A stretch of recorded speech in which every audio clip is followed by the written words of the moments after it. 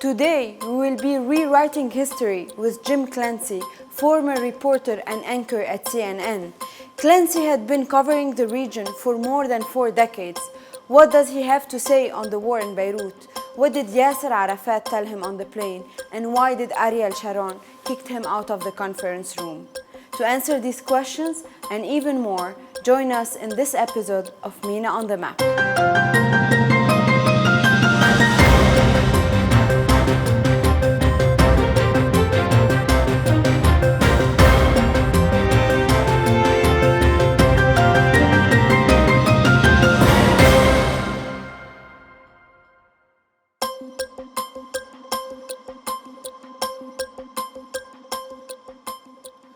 Mr. Jim Clancy, welcome to MENA on the Map. From 1982 to 1996, you joined CNN International as a correspondent in Beirut, Frankfurt, Rome, and London bureaus. During this time, you won many awards for your coverages, and one of them is for the coverage of the war in Bosnia, and also an Emmy Award for reporting on the famine and international intervention in Somalia, and many, many other prizes. I would like to ask you today, what memories you still have from all this media coverage over the past maybe 3 decades or more? What were the challenges you faced as a journalist, as a reporter, especially that in some regions you were putting your life at risk? Well, the challenges were many, but the rewards were great as well. And certainly there are so many vibrant memories. I mean, the summer of '82, the battleground Beirut stands out in my mind, and it will for the rest of my life, for what we saw there with the battle between Yasser Arafat and the other militias, the Israeli troops' intervention there, what was happening in East Beirut and West Beirut, the way the country was really being put to the test. Once again, in the middle of a civil war, you had a war within a war. But, you know, I look back today and I remember that the Lebanese pound was 4 to the dollar during that conflict. And what is it today? You just see a dramatic shift in what has happened in Lebanon. But certainly Beirut stands out as one of my favorite cities in the world. It always will, because of the experiences there, because of the people there. And no matter where you travel around the world, no matter what conflict or, what joyful occasions there might be, it is the people that you remember. It is the sacrifices that those people make. And they win your hearts, and you don't forget them. You carry all of that with you. I've been privileged to be able to meet these kinds of people. Some of them leaders, some of them ordinary people, but all of them that matter. And that's what you carry with you, when you're a correspondent. When you start out, I think in journalism, you see the differences in people. You see different faiths, you see different, social status, different incomes, certainly, different races and religions. But you know what? When you become the old man, when you become a much older correspondent, you've been seasoned by everything that you've seen around the world, what you really begin to see is what holds us all together. The desire to see one's children do better than they did in their lives, the desire to have a job, the desire to be able to provide for your family. All of those things are what bind us together as humankind. Because from the smallest village in Africa to the biggest city in a London or a Tokyo or a Beijing, we all want the same things, and you come to realize it. Jim, before jumping into more the Israeli-Palestinian conflict, I wonder if you were able to spot similarities between Beirut and Bosnia. There was always this comparison, but you witnessed the war in Beirut and you covered the war in Bosnia. Were you able to find those similarities?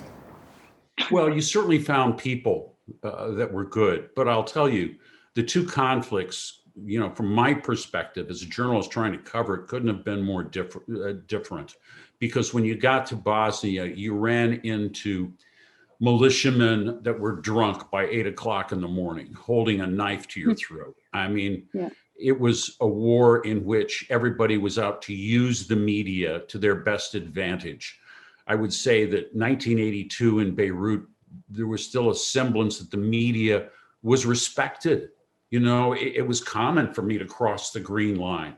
And the Christians didn't oppose it when I went to West Beirut. And the people the Muslim factions in West Beirut didn't mind it when I traveled to East Beirut, because they perceived you have to cover both sides of a story. In Bosnia, it wasn't quite like that. And in other conflicts that have followed on, it's not quite like that. So many people see the power of the media and they want to control it. They want to control you. And they're certainly not above threatening you in order to win your support. On the Israeli-Palestinian conflict, we don't want to know from you what are the causes and what happened. We are interested and we want to take the opportunity of having you to tell us about your trips with Yasser Arafat and Mahmoud Abbas. Not only to talk about, not to share with us the political talks that you had, but to share with us also their leadership traits, their traits as individuals.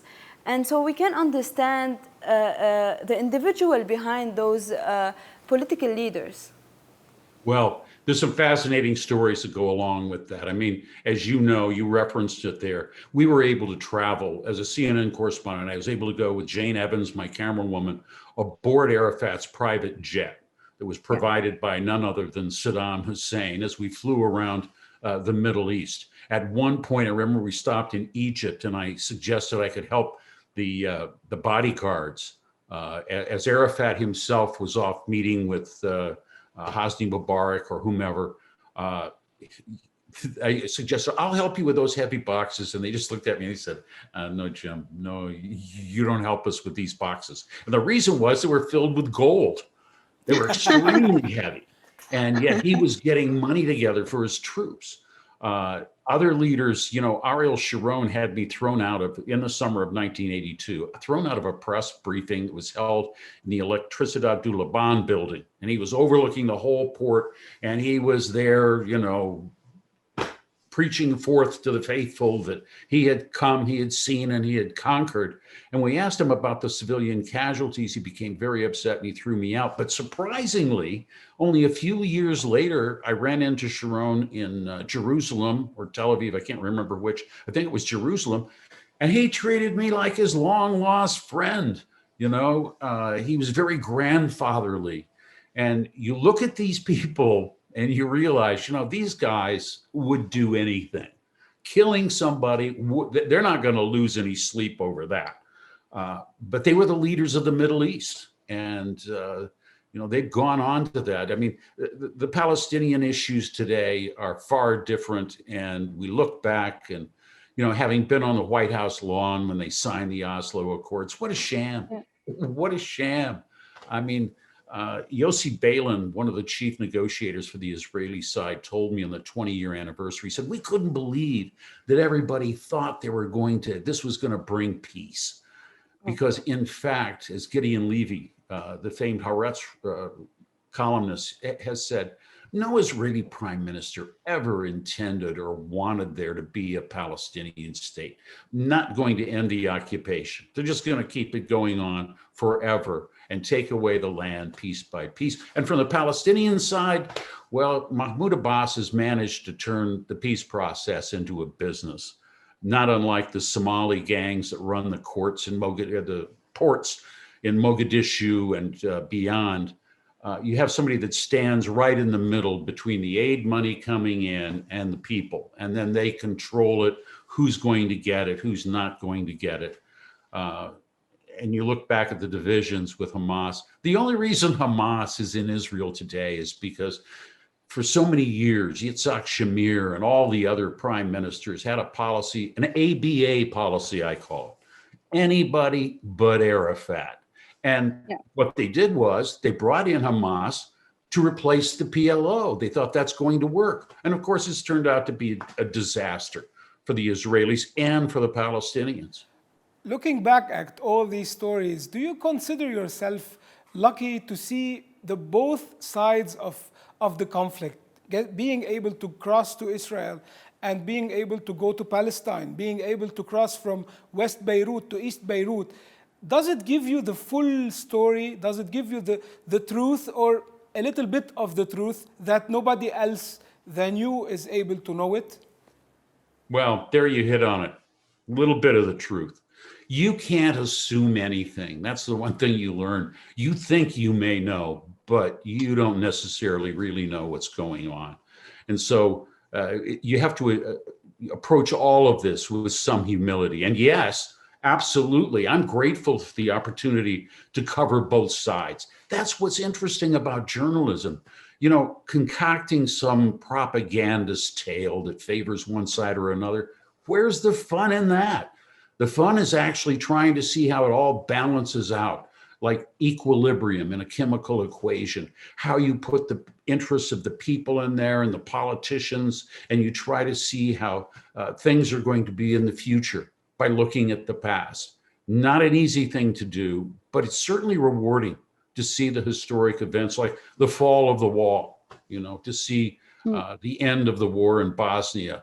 Well, although it's the conflict itself is not really ended, it's not, the problems aren't solved, but you get to see some cessation of hostilities when people can return to a more normal life, and that's rewarding to see. Jim, you belong to the era where we used to take a tape and put it in the camera, and then we used to digitize the tape, and then you know the old school media where you need also to go to visit on ground and cover the story. Now, how do you see all this changing landscape in media with the new media, with the rise of social media, digital, going live on Facebook? Do you think that this is better done for journalism work, or it's taking journalism to a much worse place than having foot on ground as a reporter? Well, you know, there again, a mixed bag as you look at it. And you're too kind to say that I came along with videotape, because my first reporting was done on 16 millimeter film for television. And so, I mean, that was a matter of taking it back to the laboratory. But there's been a revolution in the technology. You know, it used to be that if I wanted to do a live shot, I needed a 16-wheeler truck and a satellite uplink to go and do that live shot. Today, I can do it with a laptop computer and a camera, with the right software, you know, a satellite telephone. I can be live from any place on Earth. And that gives you huge advantages to bring that story live, to give it a priority, if you will, because that's what live television reporting should be doing, is giving you a priority. And then you have the advent of the citizen journalists that are coming on board. And I think we're beginning to see the shortcomings of all of that. Certainly, you know, when I look at Facebook and see the news carried there, Facebook isn't really paying for any of that. The journalists are working for someone, or they're working on their own, and Zuckerberg is getting rich off of Facebook. People are getting their news from Facebook, but they're not paying for it. And there's so many journalists that are really up against a wall, trying to make ends meet. I know them. They travel, they take the risks, and yet they have a hard time selling a story and getting someone to pay for it. There may be thousands and thousands of outlets, but they're not paying the money that is needed to really, you know, deploy a seasoned team of journalists that are qualified to do this, that have the education, the languages, the backgrounds to go in and cover a story. That's all been scattered to the wind, where people without any expertise do the reporting. Now, some people may say, hey, that's a good thing. You know, you put that power into the hands of ordinary people. And yes, it can be a good thing, but it also leads to misinformation, conspiracy theories, all of the other problems that we're witnessing right now. And so it's a double-edged sword. Yes, there are lots of good things about the new technology and the way that we can all take part in it. But there's also some distinct disadvantages and problems, challenges that lie ahead that we haven't even figured out how we're going to address right now. Jim, I would like to bring you back again to the reporting of the region of the Middle East. Now, Iraq has been the story for decades. from the first Gulf War to the second one to the invasion of the US, and you've witnessed the different conflicts, and you've been there in 2003 after the invasion of the US. What can you tell us about this, about the involvement of the conflict, and do you think that Iraq will at some point regain its sanity? My God, I hope it regains a level of peace that allows people to thrive. I've been traveling to Iraq for many, many, many years, far before the Gulf War. Although I was there for the Iran-Iraq War. I remember the end of it, the Iran-Iraq War, for instance, and people were so relieved. They were so happy. They weren't being sent to the front anymore. They were having children. I remember one of my most distinct memories of Baghdad was after that Iran-Iraq war, a grinding, brutal war. And there were so many women pushing prams, around the streets. They had families. They had something to enjoy. And not only the Iraqi people, I think everybody in the region paid a price with the U.S. entry there to topple Saddam Hussein. Hey, he was no saint. He deserved to go. They didn't call him the Butcher of Baghdad because he was a nice guy. But at the same time, I think the American people look back with regret that they ever went in. And I have absolutely no doubt that the Iraqi people also rue the day that the U.S. and others entered into Iraq, into that war and an occupation of the country that hasn't ended yet, really. I mean, the fallout from that, the Iranian influence, the influx of Islamist militants, all of these threats that the Iraqi people themselves face, is being repeated in Afghanistan this very day as we sit here, where people are now fleeing the country because the insecurity is so great.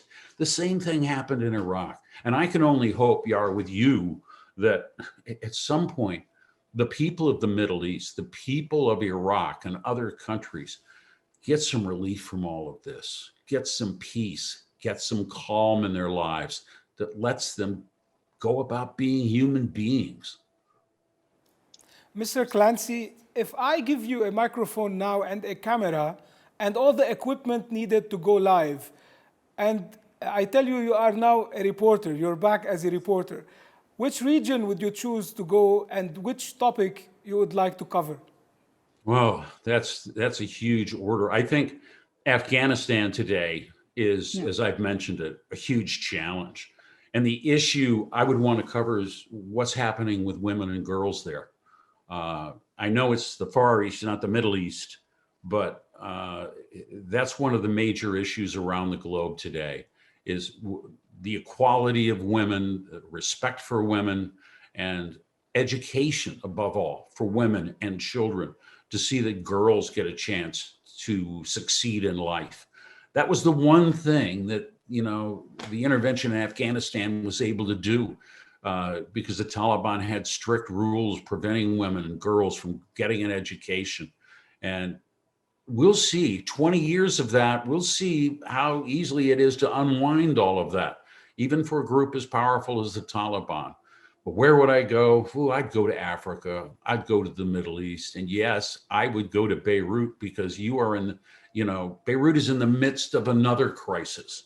And I would like to see the people there through it to solve that, the political problem and the economic problem that's created in part by the political problem and the deep corruption that has plagued the country for so long.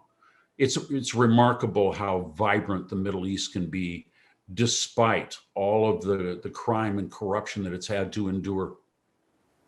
So what stops you from doing this? Did you retire? Well, I am retired. I still work with some investigative projects in the Caribbean, but yes, I'm retired. If you can't do it in 45 years, what more are you going to do? Will I always take part? I always like to read. I never stop reading, and I'm active on Twitter. And basically, if you follow me on Twitter, you're just following a journalist that gets up every morning and picks out the important stories of the day and points a finger to them and says, that's something that's worth looking at, or that's something that needs to be addressed. This is something you need to know about. That's where I am today. And no, I don't want to go back to anchoring a newscast or something like that. I'm done with a 9 to 5. Like I say, if 45 years isn't enough, what would be? Jim, I need to tackle the elephant in the room, mentioning your tweets. There've been rumors about you resigning from CNN because of your tweets related to Israel and the Charlie Hebdo shooting. What do you have to say to that? Well, you go through 34 years with a company, and I can honestly say they were probably as sick of me as I was of them. And you look at all of the things that you do. And this may come as a surprise to you, but my latest iteration of bosses at CNN all came from the BBC or ITN, and they had dreams of, they won the award as the Royal Network of the Year. And I always say leaving CNN saved my life, because if I had to cover one more stupid Royals special, from the Queen's Jubilee to whatever, I was going to kill myself. I couldn't stand it, and I called into the boss's office because I didn't agree with it. And in fact, some of the comedy shows in the United States parodied, what CNN did with that royal coverage. And it was horrible. It was just terrible. That's not what we're about. At least that's not the news that I'm about. I'm not about celebrity news. I like to talk politics, talk issues, talk the people around this world that deserve having their story told.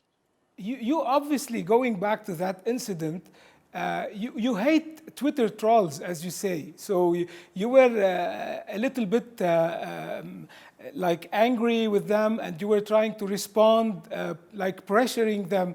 Do you think you were a victim of your personal opinion and freedom of speech and expression on Twitter that day? Well, look, what I don't really tell people very often is all of that whole incident on Twitter, whatever relationship it had to be leaving CNN, all of that was actually founded in an event 6 months earlier when the person who was working for the Foundation for the Defense of Democracies, which is really the foundation for propaganda for the Likud party of Israel, said that I didn't have the right to say that the occupation was the problem in Israel, that it was harming Israelis, certainly harming Palestinians, but it's destroying, their whole concept of a country. Now they're marching off to an apartheid state that will be shunned by so many, and there's nothing to stop them.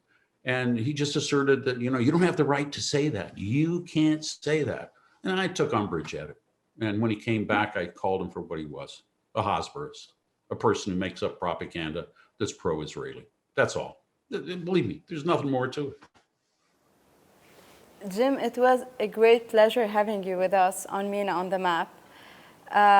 It's the title of this session is Writing History, and with you we had an overview now in 30 minutes on the history of the region and new perspectives on this.